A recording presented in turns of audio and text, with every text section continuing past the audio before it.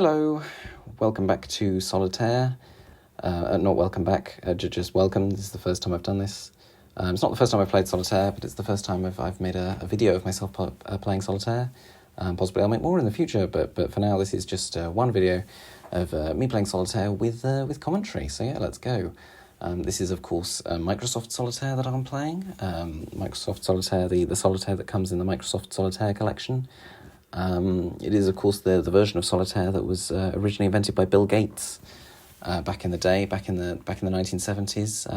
Predates, of course, the Microsoft Computer Company, and a lot of people don't remember that the Microsoft Computer Company, was actually created because of the Solitaire. It was created to provide a digital platform on which Microsoft Solitaire could be played. Because, of course, when Bill Gates originally invented Microsoft. Or when he originally invented Microsoft Solitaire,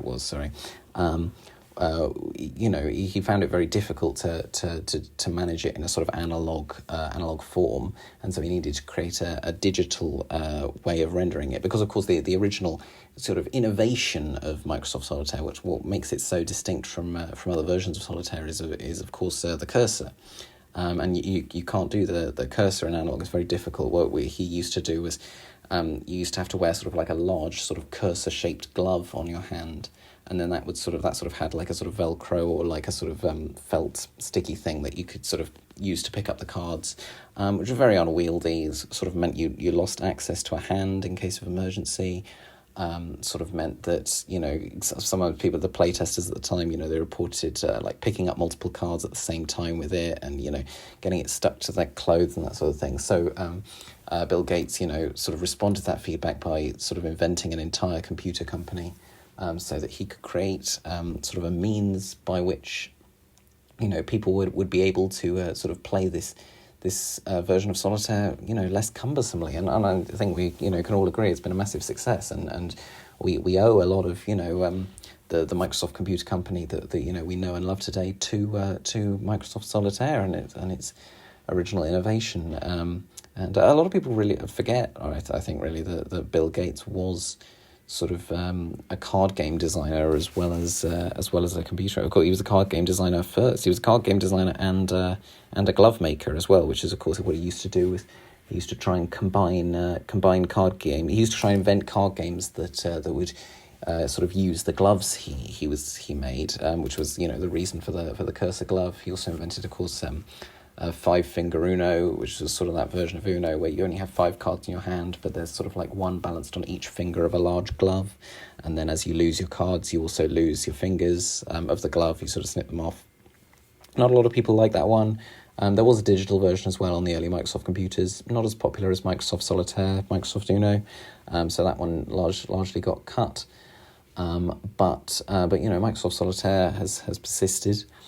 Originally a card game designer, Bill Gates, and as I say, a glove maker. Card game designer was, of course, his sort of personal passion. Glove making was, of course, his family company. The Gates family, of course, founded the Microsoft company way back in the 17th, 16th century. Of course, in Yeovil, they're originally from Yeovil. A lot of glove makers in Yeovil.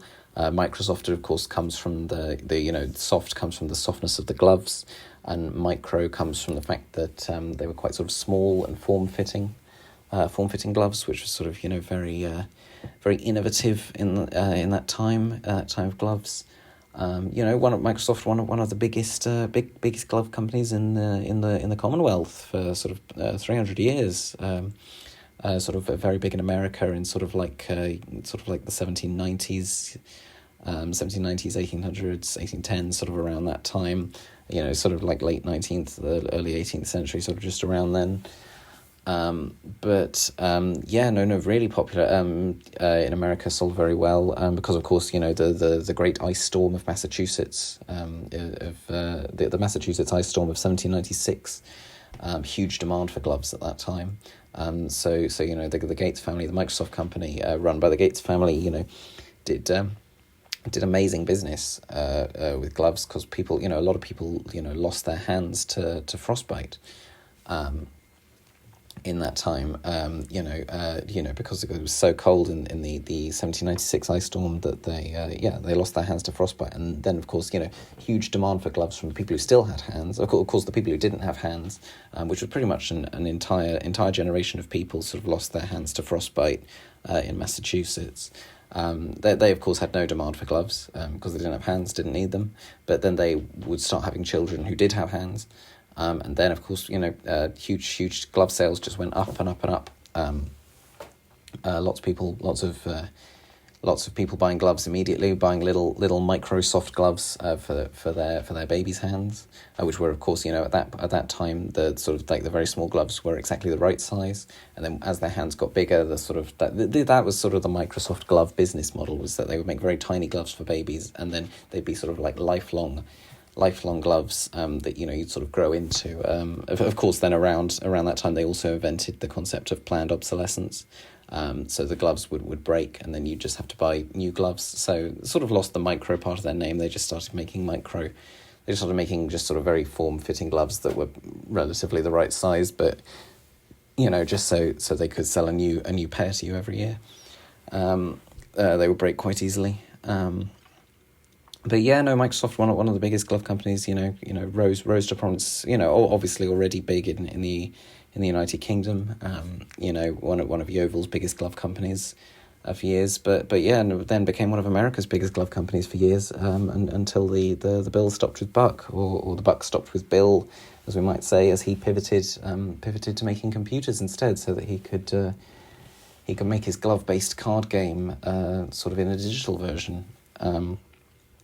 But yeah, no, a lot of people forget that a lot of the major gloves of American history were manufactured by the Microsoft Corporation. In the early 1900s, of course, when cars were getting popular, a lot of people needed driving gloves. A lot of those were made by Microsoft. When sort of people started mechanizing agriculture, sort of making combine harvesters and that sort of thing, a lot of people needed, combine harvester gloves to stop their fingers from getting chopped off. And Microsoft made a lot of those as well. In the Second World War, people made a lot of they made gloves for both sides, in fact, and they will deny this, that they made gloves for sort of allies and progressive supporters of the American war effort, but they also made gloves for Nazi sympathizers, of which there were quite a few in America, and so yeah, they you can still find they deny it. They deny having made gloves for Nazi sympathizers, the Microsoft Corporation, and actually if you go to Microsoft's website today, they don't make any mention of it, but you can still find pairs today. But no, I was actually looking at Microsoft's website sort of a bit earlier today, because I was doing some research, just trying to fix my laptop, because at the moment the speaker isn't working. I can't get any sound to come out, which is why you can't hear any of the beautiful sort of solitaire sounds that are coming, because symphonic score for Microsoft Solitaire Collection, originally composed by Prokofiev, who was of course one of the Gates family's personal friends, across the sort of Cold War divide as it was, but unfortunately we can't hear any of that wonderful score because my laptop speaker isn't working. But like I say, I was checking the Microsoft website, and I noticed they had a section on Nazi sympathizers on their website. With just one of the header tabs says Nazi sympathizers, and I clicked on it because I was just curious to see what it says, and all it says in there is we didn't make gloves for Nazis or Nazi sympathizers, and they're right on one. They didn't make gloves for Nazis. Actually that's debatable, because kind of if you're a Nazi sympathizer, you kind of are a Nazi, because it's sort of difficult to sympathize with Nazis without also being a Nazi yourself. But they didn't make gloves for the Nazi party in Germany. They stayed in America. The Microsoft company, of course, never hit Germany with its gloves. Germany was, of course, already dominated by the Handschuh GmbH, which pretty much sort of state run state-run glove manufacturer organisation that was already making lots of people gloves. So they didn't need sort of foreign American products in that time. Was their thinking, but they did make gloves for fascists in America, and Nazi sympathisers in America. But they, as I say, they deny it. They say we did not make gloves for Nazi sympathisers. So yeah, they'll happily open to, they'll be like, oh yeah, we make gloves for Allies, we make gloves for progressives during the war. They were very, very progressive gloves. It was a pair of Microsoft gloves dating back to, I think, 1942. I can't quite remember. I'll need to check that. 1942 or 1943. But it was the first pair of gloves to depict the Pride flag. Before that, no gloves had ever depicted the Pride flag before. Microsoft made the first one, 1942. But of course, they also made Nazi gloves, so they were sort of playing the field. But anyway, like I say, they'll happily admit to having made gloves with the Pride flag on, but no mention. But you've got to know the thing. You can still find sort of old Microsoft Nazi sympathiser gloves, sort of in sort of American charity shops. Sometimes when old Nazi sympathisers families, in their wills, they've got them in their hoards they keep in their garages. They sell quite well as memorabilia, unfortunately. So yeah, no, there are still a few left, but we need to keep these artifacts to prove that Microsoft's website lies. Is basically the point of that. They also, as it happens, don't mention on their website these days that they make gloves. You'll go to Microsoft's website and it'll just be all like, oh, we make computers and the Xbox and Windows and that sort of thing. And here's Bill Gates, and he's always been a computer engineer since the beginning. They don't. They've erased their glove making history. They do mention that on one section of the website, like I said, that they made the first pair of gloves with the Pride flag, but it's like in a different, like it just sort of comes out, like they don't provide context for it. It's just sort of says like, oh, Microsoft, we've just released Windows 11.1 with this new update, so that you can now click on more things than ever before. By the way, we also made gloves with the Pride flag on. So that's pretty cool. And then also, and here's another thing. Here's update 11.2. They just sort of sneak it in there, but they don't provide any of the history, any of the sort of the great Gates family glove makers. Like Melinda Gates, who's Bill Gates' great grandmother. Not of course Melinda Gates, Bill Gates' wife, because her name was before she married Bill, her name wasn't Melinda Gates, and her name was Janine, just Janine. But actually, yeah, no, that was her surname. Her first name, her name was Jan Een. Of the Een family, who of course made socks, which was considered sort of like a great political union between the Gates family that made gloves and the Een family that made socks when they get married. Of course, both those companies sort of eventually very shortly afterwards diverged into making other things. Microsoft, of course, became a computer company, and the Een family, of course, owned Burger King. The name of the sock company was Burger King, named after the original founder of the company, Burger King Een, was his name. It was a sort of Dutch name from the 14th century. Burger King dates back to like the 14th century when sort of Dutch merchant sailors sort of first started selling things to the local people. Burger King, of course, means citizen king. It was a sort of title in old Rotterdam, then became sort of popular just as a general forename, just something people call themselves. And Een, of course, Dutch for one, got corrupted to Een when the Burger King Corporation and the Dutch emigrated to America. So yeah, that's a lot of history. Partly on. What was my point? Oh yeah, Melinda Gates. Not the Melinda. One of the Melinda Gates is Melinda Gates, formerly Janine, changed her name to Melinda Gates when she married Bill Gates in honor of his ancestor, of course. But yeah, Melinda Gates, one of the greatest sort of glove seamstresses or glove semsters. We don't need to gender it. that, but one of the greatest glove makers that we've ever seen. Famously, designed a lot of the very popular gloves of the late 19th century. Designed Queen Victoria's gloves. Designed Zachary Taylor's gloves. Designed the gloves that were worn by both sides of the Civil War. Again, Microsoft generally sort of playing the field on that sort of thing. But gloves worn by both sides of the Boer War. The gloves worn by the soldiers on both sides of the Emu War. Largely Melinda Gates designs. She was she was both a traditionalist and an innovator, because she did, keep to that pretty rigid sort of 5 fingers, goes on the hand, quite form-fitting, of course. That was part of her innovation. Also, writing the word Microsoft on all of the gloves right down the middle finger, so that whenever anyone sort of flipped the bird, as they used to say back then, flip the bird at someone, they would see the word Microsoft and they'd be like, whoa, not only flipping the bird at me, not only is this a personal insult to me, but it's a personal insult from the whole of Microsoft. Basically, you could deliver an insult with the force of an entire sort of national glove-making conglomerate.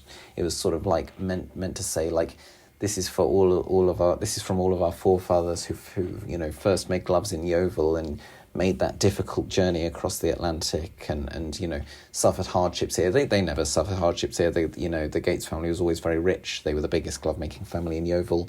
They could afford like a cruise liner when they immigrated to America.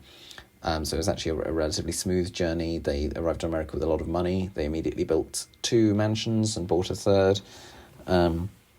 So yeah, it's just sort of generational wealth. But the sentiment that Melinda Gates, Bill Gates' ancestor, was trying to create with what was called the sort of Microsoft middle finger, as it is, was this this sense that there's the power of ancestors are in a gesture, and the power of struggle comes in delivering that insult to someone.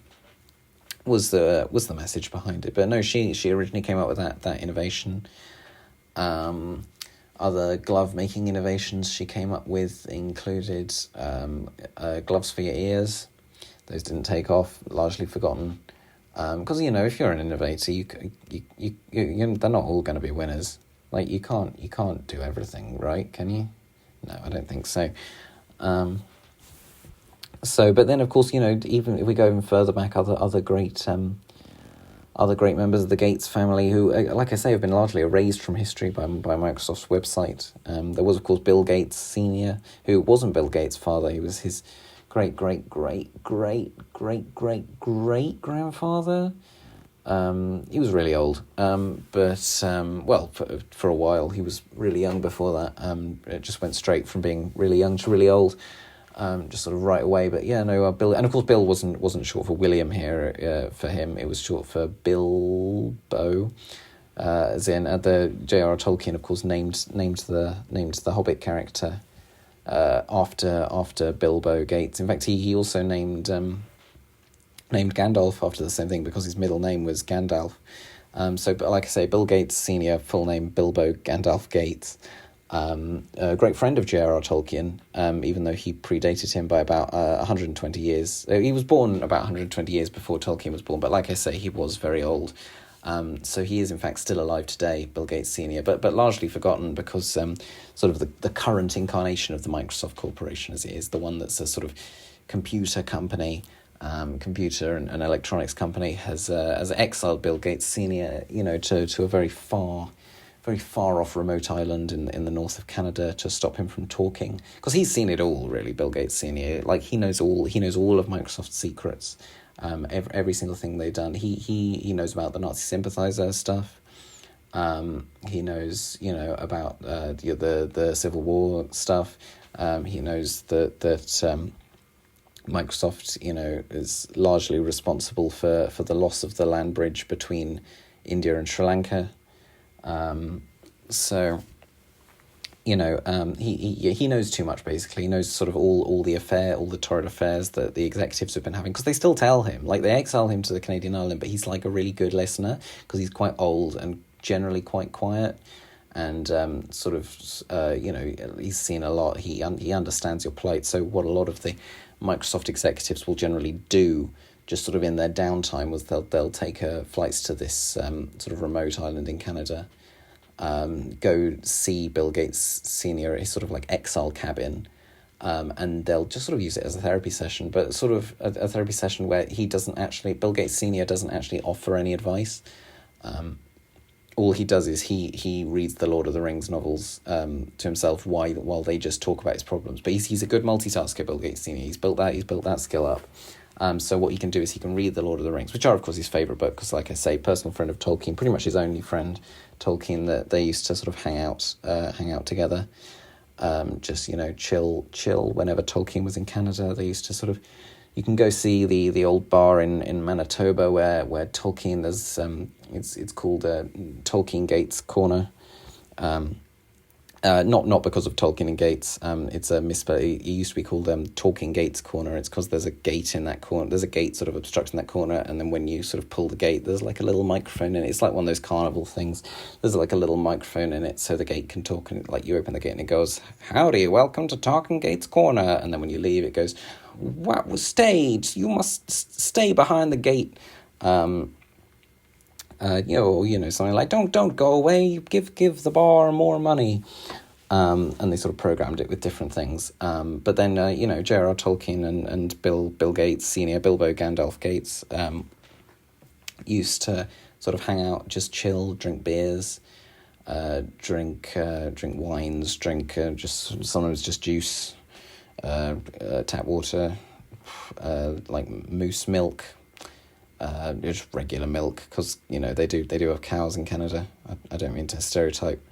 Moose milk isn't even that popular in Canada. They only drink it in Manitoba. But like I was saying, they used to, they were close friends, and Bill Gates Sr. still reads the Lord. It's the only book series he's ever read. He's never read any of Harry Potter. He's never read any of the Jane Austen books, which isn't really a series, but they do sort of link up the Jane Austen books, I think. Just my personal theory, I think all Jane Austen's books are set in the same universe and pretty much form a direct continuity with one another. But that's just, that's my personal thing. A lot of scholars disagree with that. I've been banned from a lot of sort of Austen literary conferences for that. Actually, no, I've been banned from a lot of Austen literary conferences because I haven't got any academic pedigree.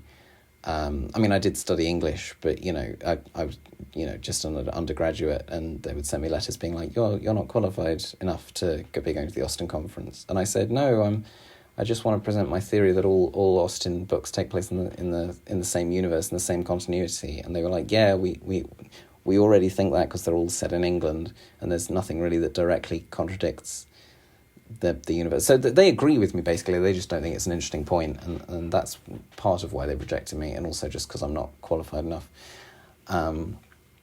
Although actually I have a degree now, so I could maybe just reapply, and maybe they'll just let me talk. But like I say, I think they don't think I'm interesting enough. And also, the guy who runs the sort of Jane Austen conferences, he's like a major, they're all set in different universes, like truther, as it were. Like he's written a huge number of, he's written and sort of self-published a huge number of books, which are like, how you can prove that Pride and Prejudice and Sense and Sensibility are set in different universes, in entirely different worlds. And, he'll come up with, some stupid theory will be like, Mr. Darcy in Pride and Prejudice could never exist in Sense of Sensibility because Sense of Sensibility creates a world where the name Darcy isn't even a surname. Like it's a sort of colloquial slang for chastity belt, or what do you call those things, like corset. That's completely different to a chastity, but those things that you could sort of fix, you know what I mean. But so we'll be talking that. It's all nonsense. There's no textual evidence to support it. It's all conjecture. But like I say, he's very big and popular, and sort of like it's generational wealth. Like his family's been huge in Austen academics. For 300, 400 years at this point. So there's no fighting him, and what can you do up against the system? But where was I? Oh yeah, like I was saying, it's the only book series he's read. Bill Gates Senior. It's the only one he will read, Lord of the Rings, but he's a very good multitasker, and of course he's read all the Lord of the Rings before, so he knows all the stuff that's going on, so he can sort of read that with his eyes, but then with his ears he can be sort of listening to them. And the Microsoft executives don't know this. They think he's engrossed in his book. They think he's just like a really sort of good sort of listening post, not a listening post because that can listen to things. What are they? They think he's just like a wooden post, so he can't listen basically. They think he's just a brick wall. They can talk all their problems to, just get it all out there. So they'll tell them about their affairs. They'll tell them about their illicit sort of stock dealings. They'll tell them about that man they ran over in 1988 and didn't they got away with it and they haven't been prosecuted yet. But Bill Gates Senior sort of has all that information in his head, and he writes it all down in the margins of his copy of Lord of the Rings. And when Bill Gates Senior, eventually dies, because he's been alive for, a huge number of years at this point, so 250 to 4. It could be anywhere from 250 to 450. There's no record of his birth. There's only record of his presence at his descendants' births, because they usually just sort of mention that, and now, Roberto Gates was born in 1833, and also Bilbo Gandalf Gates was just sort of there sitting on the windowsill reading an early draft of the Silmarillion, but which doesn't make sense because Tolkien wasn't born by that. But actually, the Silmarillion was originally written by Bilbo Gandalf Gates. He wrote that bit first. He wrote an early draft of it and then gave it to Tolkien to write later. Tolkien's version was very different. Of course, the Bilbo Gandalf Gates draft of the Silmarillion, puts a lot more into. There's a lot more guns in it. It's many fewer elves, not as many elves, mostly about ghosts with guns, pretty much, but like I say, he'd be there at the birth, just sort of sitting there, but we don't know when he himself was born, so he could be eternal, possibly. There is, there are theories. I've seen theories on the internet that Bill Gates Senior, though those who know about him, because not that many people know about him, he's been largely forgotten. He's been exiled to Canada, and honestly, I'm taking a risk with talking about him so candidly, so frankly here, because Microsoft, they have assassins, not very good assassins, of course. Like an attempt on your life is still an attempt. Like, doesn't matter how bad it is, it's still scary. But no, Microsoft assassins notoriously poor, largely because, they don't make gloves anymore, so their assassins don't have anything to wear on their hands, which means their fingerprints get all over the guns, and then when the authorities find the guns, they're like, well, we know who this is, and then they get caught immediately.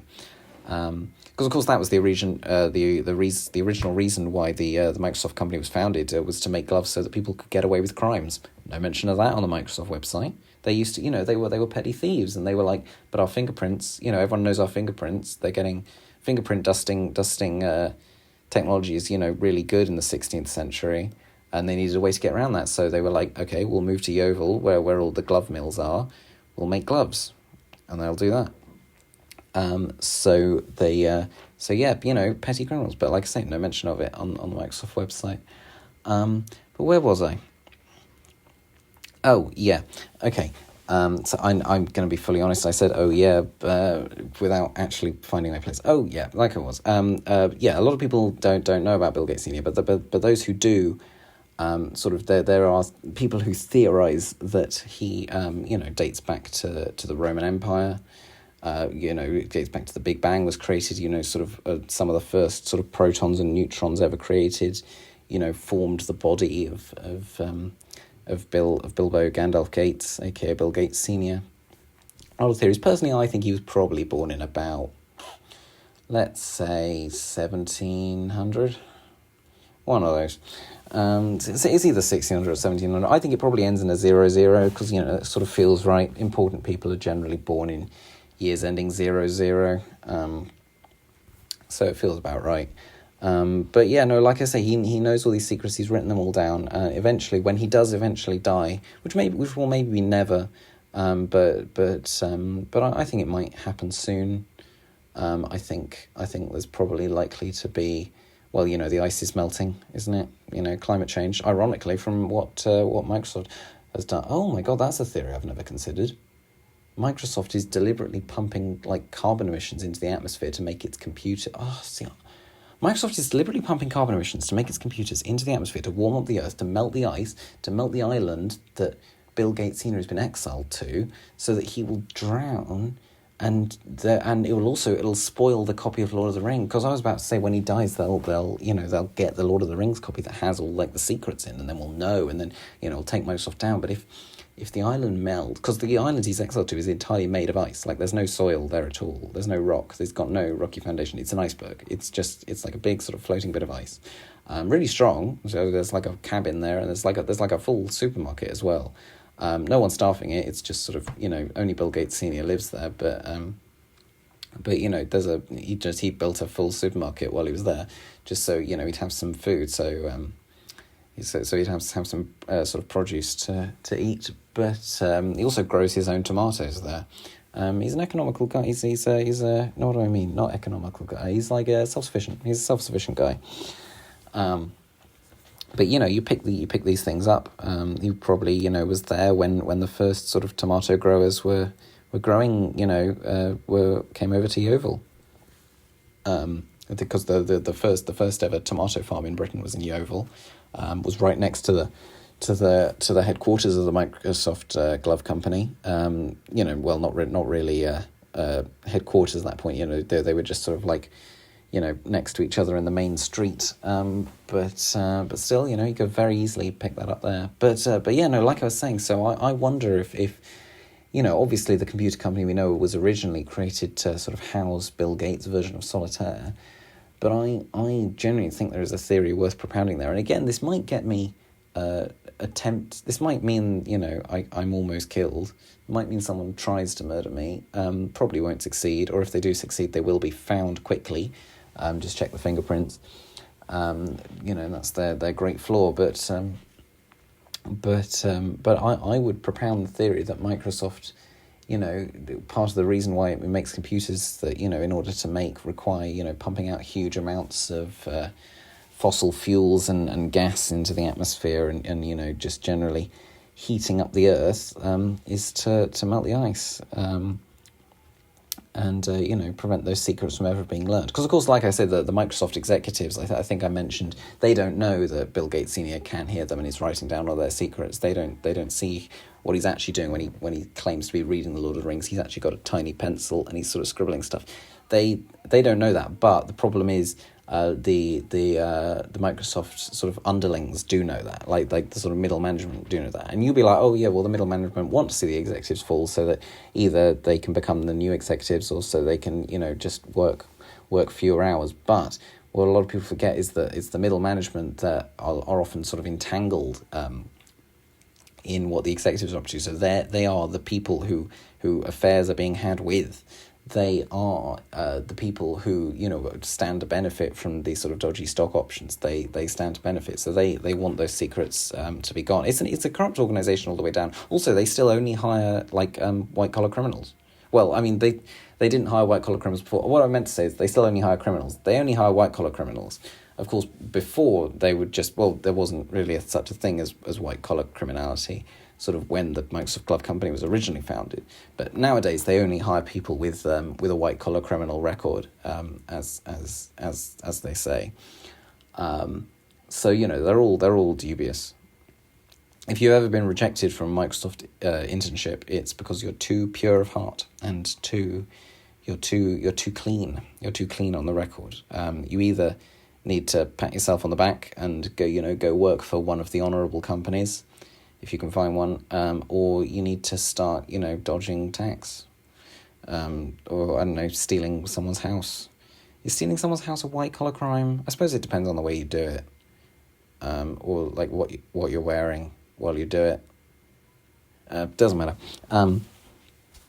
But anyway, where was I? Oh, yeah. But Bill Gates Sr., was also a great glove maker of his time, and a criminal himself as well. Like we shouldn't absolve him of guilt. But like I said, his wasn't white collar crime. His was very petty crime.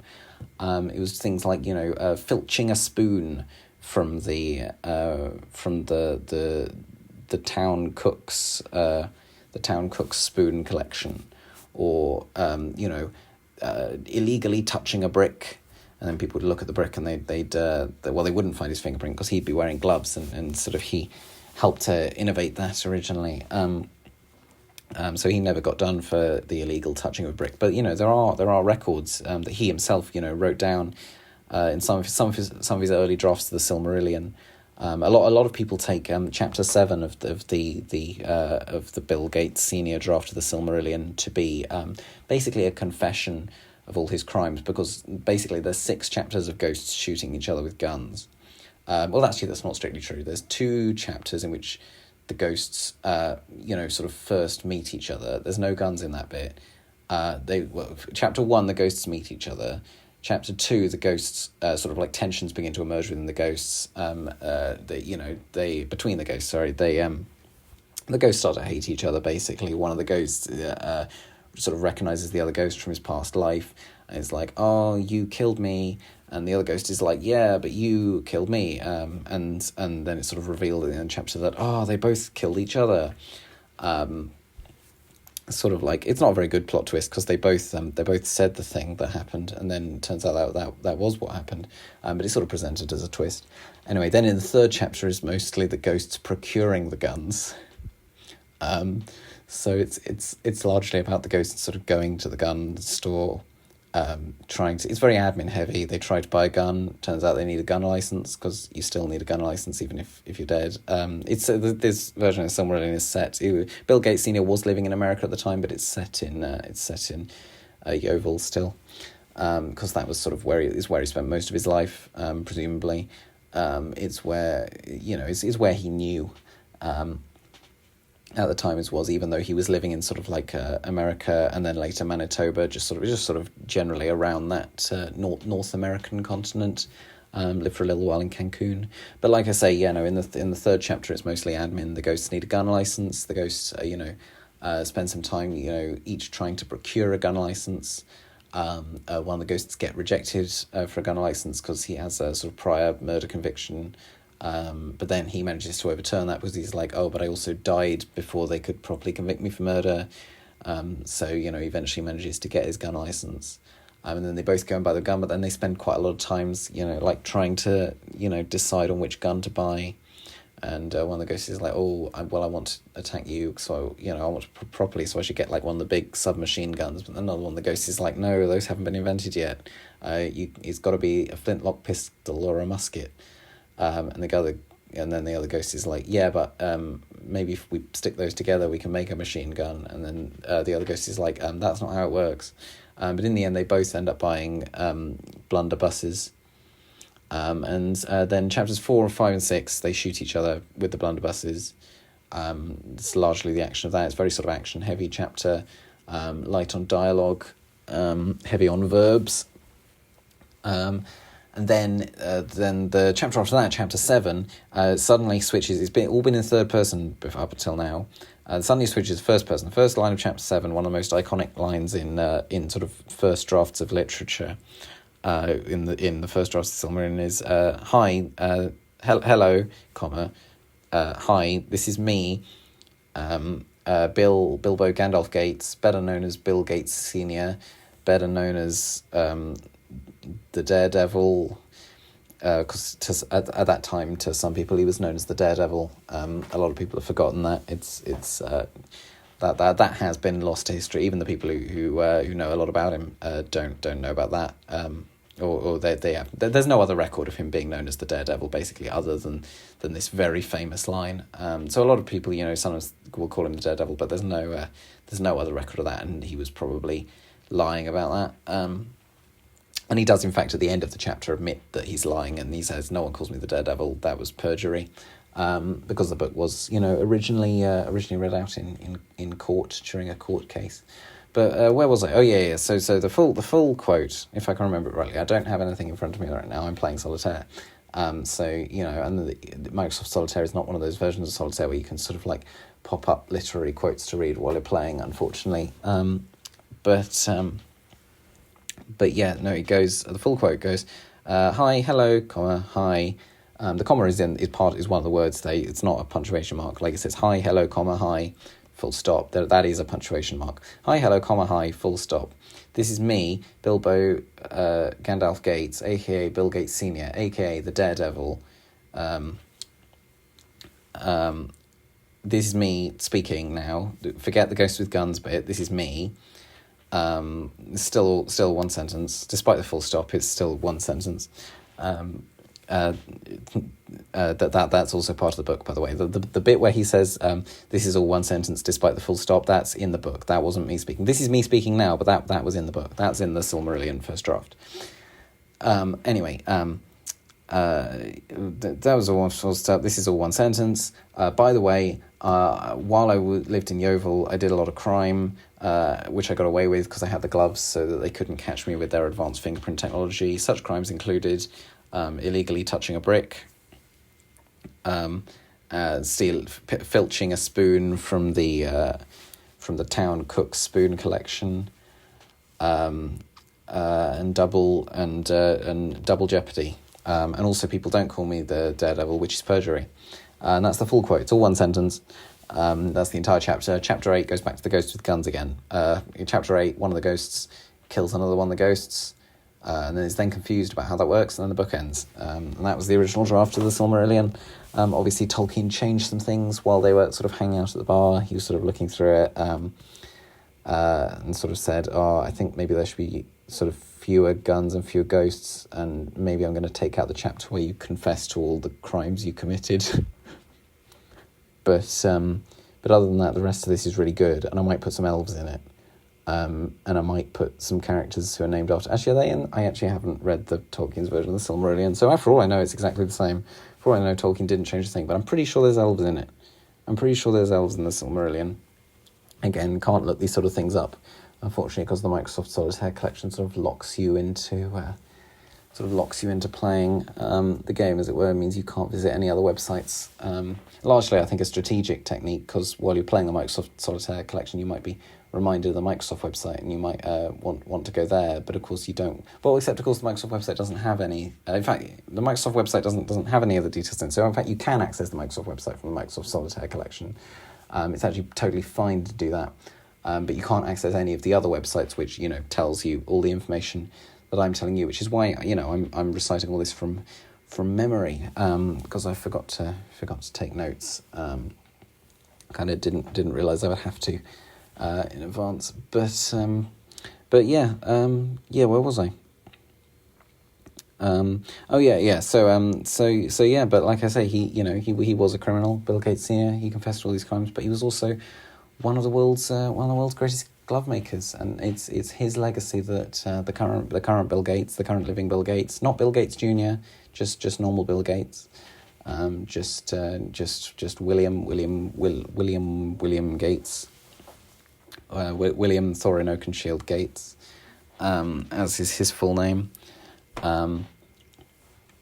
That's the legacy he's been continuing with the invention of Microsoft Solitaire and the great Microsoft Solitaire Collection, which we've just been playing today. But yeah, I think that's pretty much all to say. So now sort of on to the game itself, although to be honest, I've played quite a bit of this at this point, and I am getting a little bit tired of it. And I'd quite like to go and visit some other websites just to corroborate some of my research. So, in truth, I think I'm probably just going to call it there. Probably will do another one of these so I can, provide some commentary on the actual game. I know most of that was technically about the game, but yeah, might want to actually talk about some of the numbers I was looking at. Oh well, hope you've enjoyed.